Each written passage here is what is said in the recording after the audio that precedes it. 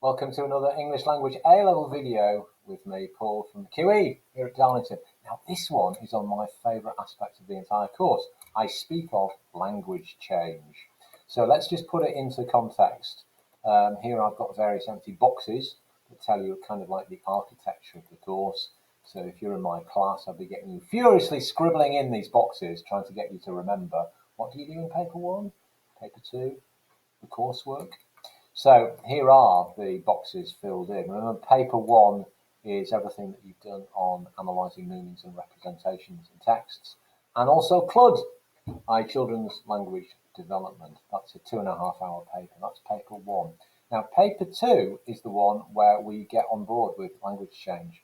Another 2.5-hour paper, and we're going to look at the detail of that in just a minute. So it's paper two that we're interested in on language change. Look also here at the pieces of coursework. So you've got your original writing, which we're here at the QE.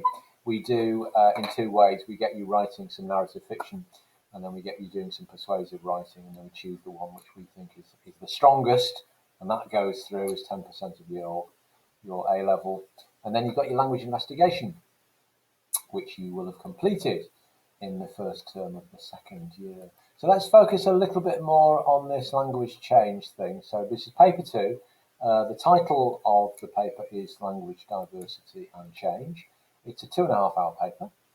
It's divided into two sections, and the section A is called Diversity and Change, and section B is called Language Discourses. So on the section A there, it's a good old either or essay question that you're doing. You're going to be spending about 45 minutes answering a question that's about a language change topic or about a language diversity topic. Here are some examples of the sorts of questions that you get. Notice that they all start with that verb command of evaluate. So evaluate the idea that occupation has a significant impact on people's language usage. So that's your language diversity topic there. And then you've got evaluate the idea that the English language is now changing faster than ever. So there's your language change one. So by the end of the 2 months that we spend on language change, you should be perfectly equipped to answer a really good essay question on that, with lots of examples, tearing apart the different language levels and really hitting the high levels. Okay, so let's go a bit more into the detail of the section B. Section B is called Language Discourses. That's that one that's an hour and 45 minutes where you get two pieces of journalism. So the pieces of journalism could be about a language change topic, or they could be about a language diversity topic, or indeed they could be a topic that kind of spans the two. As we go through this course, we begin to see that actually this separation between change and diversity is actually a bit of an artificial one. Okay, so there you've got your articles, and the question would be that. So analyse how language is used in text A and B to present views about, and then whatever the topic is on those two articles. So you'd be spending an hour on that. And then in your question four, you'd be getting creative. So you'd be writing an opinion article, which is about that topic, in which you assess the ideas and you argue your own viewpoint. Okay, so we're all about language change on this one, and let's just get a few principles right. So all languages change over time. They always have done, and they always will. I know that you do have some languages like Latin, for example, which are static, but what you'd say about Latin is that effectively it is a dead language, i.e. nobody speaks it as their native tongue anymore. So all languages change over time, and the point is that lots of people feel disappointed or frustrated when that is the case. And what some people do is they try to resist and challenge language change, and they write infuriated letters into local newspapers. But it's a bit futile, all of that. And really, if you're complaining about language change, you're really misunderstanding what language is for, because language is a contemporary tool for us to currently communicate with one another. So it's not supposed to be reflecting language that was there 10, 20, 100 years ago. It's all about now. So language will reflect society and social change. So language changes, and it changes in the way that it looks. So the graphology of the language will change, whether that be punctuation usage, for example, or spellings or layout features. So the graphological features of language will change. Language sounds will change as well. So the use of accents, regional accents, and the use of things like RP or estuary English or multicultural London English or Indian English. These are all different varieties of phonology. So it changes. And of course, language changes in the way that it's perceived by others as well. So we have experts, linguists who make judgments about language.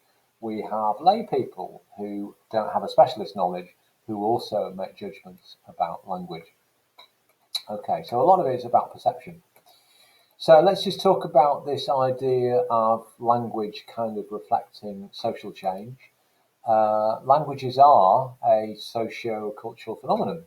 So languages change because society changes. And so the story of English, well, maybe we should say the stories of English, or maybe better still, we should say the stories of Englishers, because it's a multiple kind of concept. So the stories of Englishes are bound up with massive social changes that are the result of things like wars, invasions, like, for example, Viking invasion, which begins in Britain in the end of the 8th century, inventions, like, for example, the invention of the internet, colonization, conflict, globalization. These are all the massive societal changes. They all impact on language. And so they're known as external factors. Okay, so the things that are going on in the big wide world, these are the external factors which are having a big influence on how language changes. Here are some terms. Term one, diachronic change or diachronic variation. So diachronic change simply means the historical development of the language.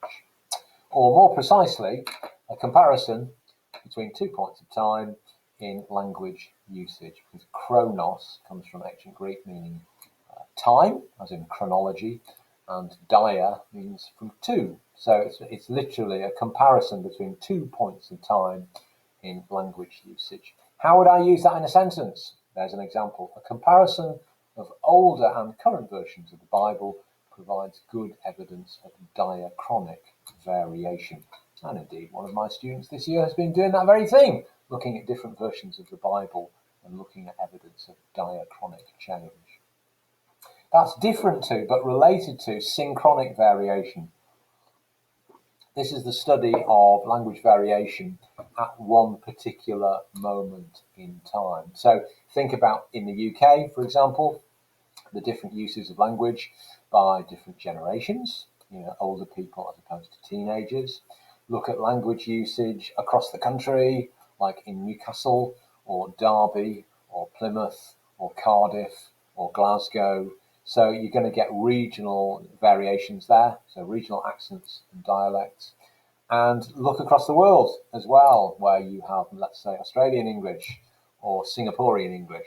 So these are all aspects of synchronic variation. Synchronic means at one time, as in the phrase, synchronize your watches.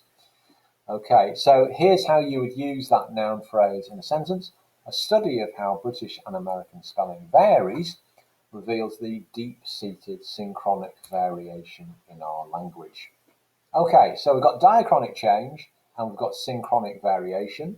And maybe at this point also we should throw in that old word prescriptivism, which we've come across before, but this is going to be very important when we do language change. So prescriptivism is that notion that language should be fixed, that we need to prescribe a certain set of rules. People should live by those linguistic rules, and if you stray outside of those rules, you're using language which is wrong, which is incorrect. Okay, so here's an example of how you might use that as an adjective. So grammar lessons at school in the 19th century tended to lay down prescriptive rules on language. Now, the opposite of that would be descriptivism, logically enough, where no judgment or negative attitude is imposed on language or language change. And it's just basically an examination of language as it is and how it's used. So a descriptive viewpoint looks at, let's say, a series of non-standard spellings that somebody might do when they're WhatsApping somebody else. And rather than judging that person as being lazy or stupid or wrong for using non-standard spellings in that context, they might just pick apart the social context of how and why that person has spelt those words in a non-standard way. That would be a descriptive approach. And of course, it's no surprise that on this course, we tend to offer a descriptive viewpoint on language because essentially it's more interesting. It's more interesting than just shutting down the debate and talking about language being either correct or incorrect. So here's how you use it in a sentence. Studying linguistics at university offers students the opportunity to approach language in a descriptive way. Okay, so I've thrown some terms at you there. We had about diachronic variation and synchronic variation. We've got prescriptivism and we've got descriptivism as well. So let's just have a look at a couple of quotations, have a read of them, and do you think, well, are they symptomatic of a largely prescriptive or descriptive viewpoint towards language change? Here's the first one. This is from Samuel Johnson, the very famous lexicographer, the dictionary writer, the lexicographer from the middle of the 18th century, who in 1775 says, or writes, tongues, like governments, have a natural tendency to degeneration. Prescriptive or descriptive? Well, if you're saying prescriptive, you're about right, because what he's arguing is that languages, he uses the term tongue, languages are a bit like governments. They're going down the nick. They have this natural tendency to get worse. So it's a kind of it's a pessimistic view about language change, saying that inevitably language tends to get worse over time. And it's the sort of thing that if you read the letters pages in the national press, or you read the comments that people leave behind on the internet, having watched videos or read articles, then lots of people feel this, that language is somehow getting worse over time. So this is a prescriptive view towards language. Contrast that with Henry Hitchings, more recently, 2011, who writes, rather than thinking of language change as degeneration, we can see the diversity of languages in a different way, as permitting, through its richness, greater possibilities for creativity and adaptability. Prescriptive or descriptive? Well, certainly not prescriptive, certainly more descriptive on a kind of continuum, certainly more descriptive. So it's not judging language in a negative kind of way, and indeed it's talking about the kind of opportunities that different forms of language enable the speakers and the writers to have, because it enables us to be more creative and to be more flexible and adaptable. Okay, so first one, prescriptive, second one, largely descriptive. Here's an example of the sort of question that you get in the exam. You're not equipped at the minute to be able to deal with this, but having studied this subject for 2 months, you will be, by God. Evaluate the idea that language change should not be a cause of anxiety. Okay, if you were in my class now, I'd be showing you the history of English in 10 minutes, and then we'd be working through 20 true or false statements, which you'd be working out. But you're not in my class, lucky for you. So what you ought to do, if you've got the AQA textbook, he says looking for one, here it is, the AQA textbook, I'd be turning to page 194 stroke 195. Have I got the right pages? Yes, 194 to 195. I'd be reading very carefully the broad information there that is about the kind of development of English over time, and then I'd be having a go at answering these questions. So, here are some of the answers to these questions. So, which century do the following phases of English start? Old English, Middle English, Early Modern English, Modern English. Now, this is important. You need to get the view of kind of the different eras of English. So, Old English is English that is spoken or written from round about the middle of the 5th century AD to round about 1100. Okay, so it starts with the Germanic invaders, and so 449 AD is usually the time when linguists say, right, these are the beginnings of these early dialects. It's not like in 449 suddenly everybody started speaking a different language. Obviously, it's a long, slow process, but that's when it begins. So 449 to 1100 is Old English. When we think about Middle English, we're talking about the medieval period, which is really coinciding with the beginning of the Norman invasion. So 1100, actually, it's kind of like 1066, like the country's most famous year, 1066, when William the Conqueror and the Normans start to invade the country. So this is the Middle English period from round about 1066 or 1100 up to round about 1450 or 1500. That's the medieval Middle English period. We're then into modern English, early modern English. So early modern English starts round about 1500 and goes through to round about 1700. Okay, and then finally you've got modern English, which starts around about 1700 until the language that I'm speaking now. So the big thing is not to get caught out by the terms, and just because something looks a bit archaic and outdated in the way that it's expressed doesn't necessarily mean to say that it's Old English, because Old English has to be from those sorts of dates that I said before, 449 AD to 1100. And equally, if you're looking at something, let's say from Shakespeare's time, let's say, for God's sake, you're reading a Shakespeare play, that's not Old English. In fact, that's modern English. It's early modern English, because Shakespeare was writing from round about 1590 to round about 1610. Okay, so that's early modern English. Okay, let's move on to the second question. So English developed first from the language of which three Germanic tribes? Right, well, here we have the Angles, the Saxons, and the Jutes. So these are three Germanic tribes that initially were invited over across into the country to sort out some civil wars that were going on. Angles, Saxons, and Jutes. And those names have survived in some place areas in the UK. So you've got East Anglia, for example. So that was inhabited by the Anglians. Saxon, if you look at places that are like Sussex or Essex. So these are lands that were inhabited by the Saxons. And then you've got the Jutes, who largely landed in places in Kent. So from its very inception, English is a hybrid language. It's actually a mixture of a whole load of different Germanic dialects. So anybody who wants to convince you that English is this pure language and that people are not, those people over there, and they're not speaking proper, pure English, I would pose the question, well, what is proper, pure English? Because actually English is a kind of creolization. It's a mixture, it's a hybrid language of different Germanic dialects. Right, let's move on to the third question. The Vikings. The Vikings contributed words to English from which language? Answer, Old Norse. So the Vikings are coming down from Scandinavian countries, and traditionally it's 793 AD is said to be like the date of the first invasion of the Vikings. And they come down in waves, and really they start taking control over eastern parts of the British Isles.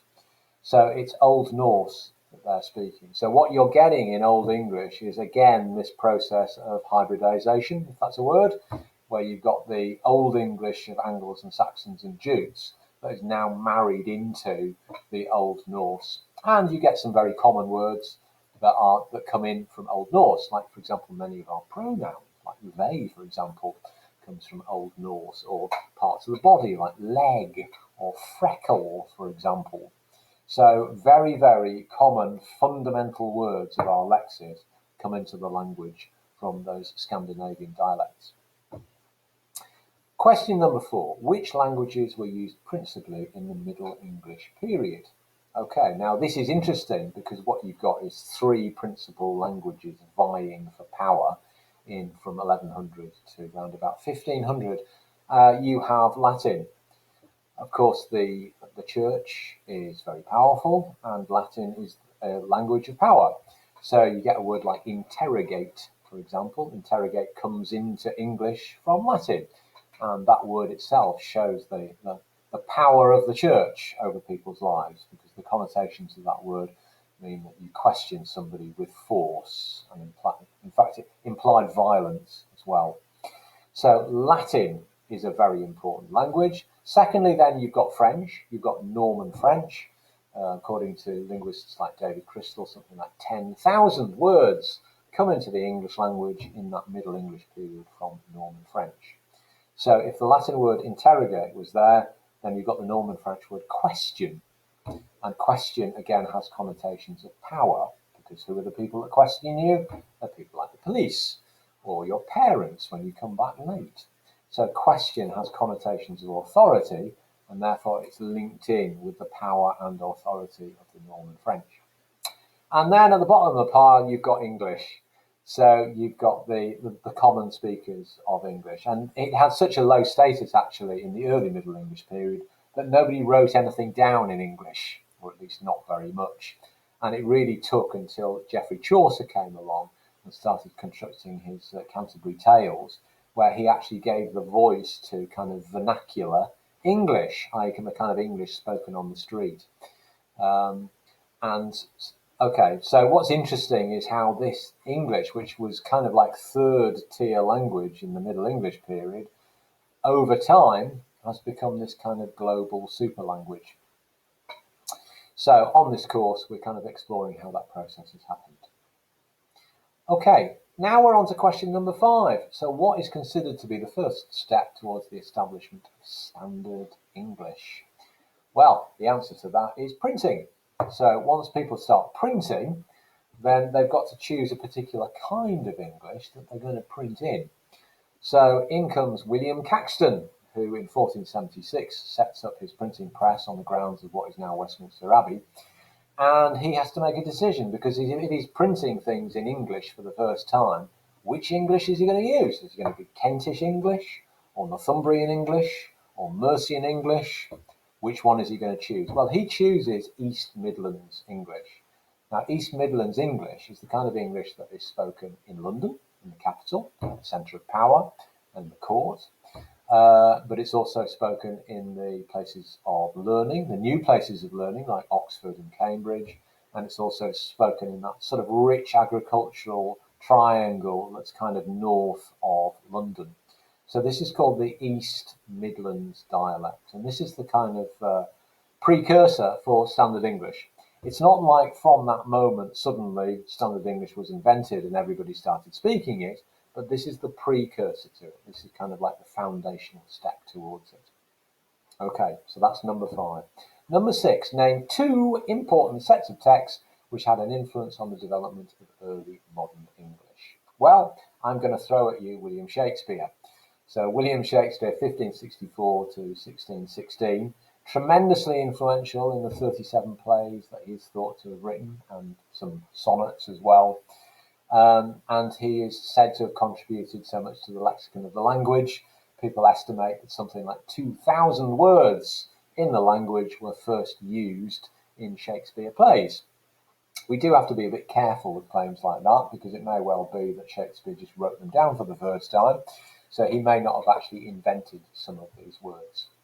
So William Shakespeare had a tremendous influence long term on the development of early modern English. And the second, and perhaps more important, text is the Bible. So there have been translations of the Bible in the latter part of the Middle English period.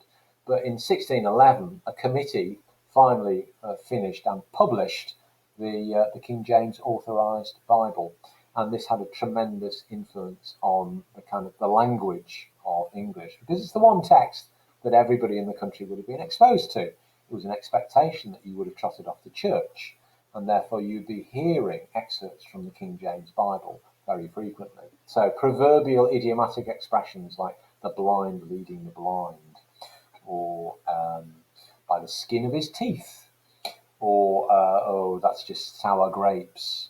So those are 3 examples of proverbial expressions that come into the language directly from the King James Bible.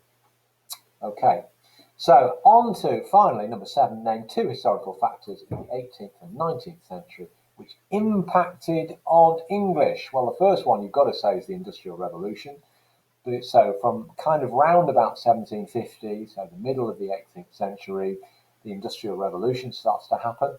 And so that spawns a whole lexicon of new machinery and new words that are to do with industrialization. And also what it does is it means migration starts to happen across the country. So there is this huge movement of people from rural areas into new urban areas. I'm thinking about, I mean, here I'm speaking from the northeast, I'm thinking about places like Middlesbrough, which in 1810 was a hamlet of about 10 people. And 30 years later, once they discovered there was iron ore in them hills, in the Cleveland Hills, suddenly there was a huge migration to the area where people started to work in the industry. And the impact of that on language is the emergence of these new accents and dialects that are springing up all across the country. Scouse, Liverpudlian, Birmingham, Glaswegian, Newcastle, all of these areas where lots and lots of people were congregating together, and you get the emergence of these new regional forms of language. And as well as that, you've got also this idea that you have standard English that's coming through as well. So people are being educated, the middle classes are being educated, and of course you want to differentiate yourself from those plebs down the road who are working in the factories. So you send your children off to grammar schools where they can speak like ladies and gentlemen. And so just as in the way that they dress up in their fine clothes in order to show what social class they belong to, also they need to be using standard English in order to mark themselves off as being educated and civilized people. So all this is spurned by the Industrial Revolution that starts round about the middle of the 18th century and goes through into the 19th century. So that's one huge historical factor. The other huge historical factor, of course, is colonization, where the British Empire starts to spread its tentacles across various parts of the globe, and starting, of course, with Ireland and then moving up to Scotland and then across up to all sorts of different countries. And what that does is that it broadens the lexicon of language. So English is being used in India, for example, for the first time. And so what we get in the 18th century is new words, new lexicons coming into English directly from Indian languages. Words like pyjamas and bungalow, for example, two words, pyjamas and bungalow, which both came in from Indian languages. Okay, and it is said today that in the English language has borrowed from over 350 different languages. So colonization and imperialism is the dark side of how that actually happened. Okay, so I've given you an overview there about some historical processes. Obviously, English language is closely related to social change, and the history bit is really fascinating. So in the next video, we'll be looking at some particular excerpts. We'll be looking at a slice of Old English and a little bit of Middle English to try and work how the language has changed in very specific ways. And then what we're going to do is we're going to start looking at the language levels and looking at how and why the lexis of the language has changed, the grammar of the language has changed, etc., etc. Okay, so I hope that's been useful to you. Thank you.